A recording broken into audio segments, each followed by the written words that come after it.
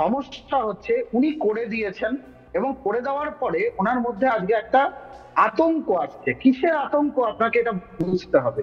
এই আতঙ্কটা 22 তারিখে যখন রাম মন্দির, ভব্য রাম জন্মভূমিতে ভগবান শ্রীরাম লালার মূর্তি প্রতিষ্ঠা হচ্ছে, তারপর থেকেই আতঙ্কটা ওনার মধ্যে এসেছে। রাম নাম শুনলে উনি আতঙ্কিত হন, এটা নতুন কিছু নয়। ভূত আমার পুত পেতনি আমার ঝি, রাম লক্ষণ বুকে আছে করবি আবার কি, আমরা ছোটবেলা থেকে চিরাচরিত প্রবাদ বাক্য শুনে ঠাকুমা দিদিমাদের কাছ থেকে এসেছি। কিন্তু বিষয় হচ্ছে, আমি জানি না উনি কোন শ্রেণীর মধ্যে পড়েন, তবে উনি যে এই যে আতঙ্কিত হচ্ছেন এবং এই আতঙ্কটা, ওনার এই আতঙ্কটা মূল কেন্দ্রীভূত হচ্ছে হিন্দু ভোটের জন্য। সরাসরি আর কোনো সমালোচনা করে অম্বিকানন্দ মহারাজ রয়েছেন। অম্বিকানন্দ মহারাজ, আপনি কি বলবেন? এটা কি ধরনের রাজনীতি চলছে আমি জানি না। ধর্মকে সরাসরি আশ্রয় করে, ধর্মের আশ্রয় নিয়ে সেখানে আগুন জ্বালানোর রাজনীতি নয় এটা, বিভাজনের রাজনীতি নয় এটা, ডাইরেক্ট রাজনীতি নয় এটা। কি বলবেন অম্বিকানন্দ মহারাজ? স্বর্ণালী, প্রথমেই আপনাকে বলি, আমি অনেক দূর থেকে বলছি, তাই আমার মনে হয় আমি যখন বলবো তখন যদি বাদ বাকিরা না চাইতাম তাহলে খুব সুবিধা হয়। দ্বিতীয়ত, আমার একটা জিনিস দেখে ভালো লাগছে আপনার এই প্রতিবেদনের মাধ্যমে, যে মমতা বন্দ্যোপাধ্যায় আগে বলতেন সমস্ত জায়গা থেকে আমি কালীঘাট করে দিয়েছি, আমি দক্ষিণেশ্বর করে দিয়েছি, আমি তারাপীঠ করে দিয়েছি, আমি অমুক জায়গা তসুক জায়গা করে দিয়েছি।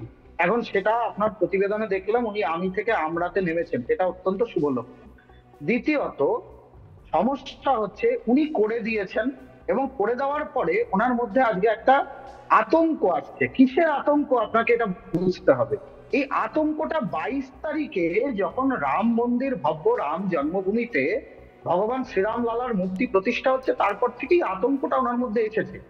রাম নাম শুনলে উনি আতঙ্কিত হন, এটা নতুন কিছু নয়। ভূত আমার পুত পেতনি আমার ঝি, রাম লক্ষণ বুকে আছে করবি আবার কি, আমরা ছোটবেলা থেকে চিরাচরিত প্রবাদ বাক্য শুনে ঠাকুমা দিদিমাদের কাছ থেকে এসেছি।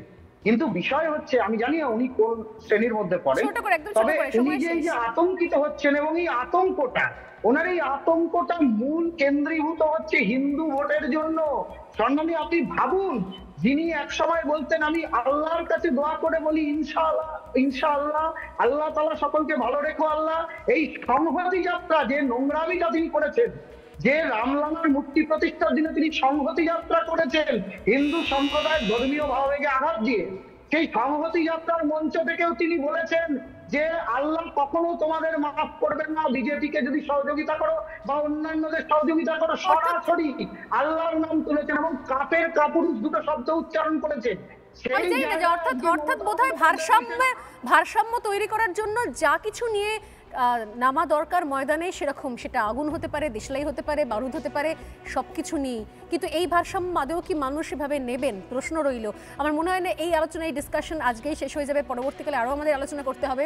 তবে আজকে আপাতত সময় একদম শেষ, তাই প্রত্যেকে ধন্যবাদ জানিয়ে একটা ছোট্ট বিরতি নিয়ে ফিরে আসছি। সঙ্গে থাকুন।